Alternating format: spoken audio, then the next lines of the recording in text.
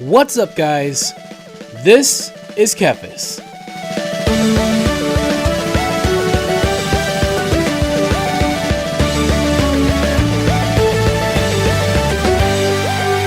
Welcome to Class Course, where we take a brief look at a specific class and spec from World of Warcraft and break down their core rotation. So if you're not too familiar with how to play a particular class, you've come to the right place. But if you're looking for something a little bit more advanced, like stat weights or talent builds, you might want to check out the class Discords, and I will provide links to them in the description below. From the beginning, Blood Death Knights have been one of the most feared and revered classes in all of World of Warcraft. Enough talk! Let it be finished! While Blood Death Knights are the tanks of the Death Knight family, they have been known to be capable of causing a lot of damage. On top of that, their ability to self-heal, which is usually based on the amount of damage they deal, makes them feel like an unstoppable force. Having said that, compared to other tank specs in World of Warcraft, Blood Death Knights have extremely engaging gameplay, which for some players means that they can be a little bit more challenging. But if you would like to learn how to become the next unstoppable force of nature that is the Blood Death Knight, I'm here to help get you started with the basics. For Blood Death Knights, it's all about effectively managing your resources. So first, we'll focus on your runes. Morrowind will consume 2 runes. It will deal damage to your target, but more importantly, it will give you 3 stacks of Bone Shield. Each stack of Bone Shield will increase your armor and haste, but any melee attack against you will remove 1 stack of Bone Shield.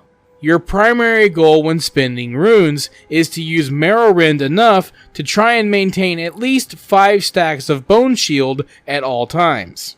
As long as enough stacks of Bone Shield are maintained, you can spend runes on Heartstrike to deal damage and generate runic power. You can also spend a rune to use Death and Decay on cooldown if you are fighting multiple targets. If you are not, save Death and Decay for whenever you get a Crimson Scourge proc. This will allow Death and Decay to be used without spending a rune.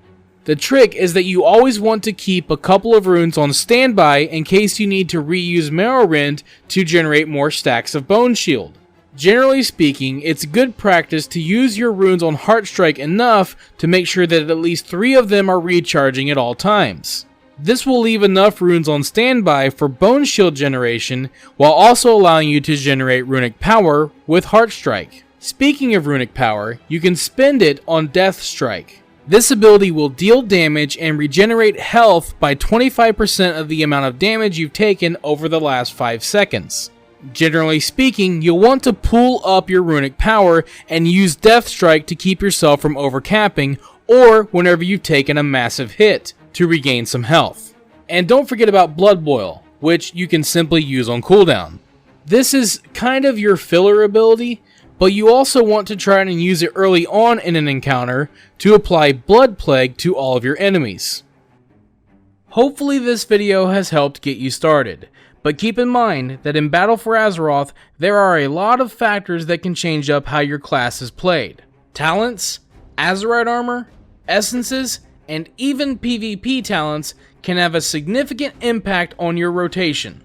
So if you would like more information on all of that, again, I highly recommend that you check out the class Discords. Thank you for watching this video.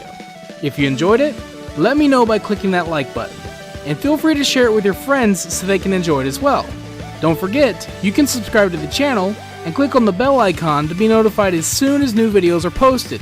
You can also follow me on Facebook and Twitter, and if you'd like, you can support this channel on Patreon. Links to all of this can be found in the description below. This is TheKephas. Until next time.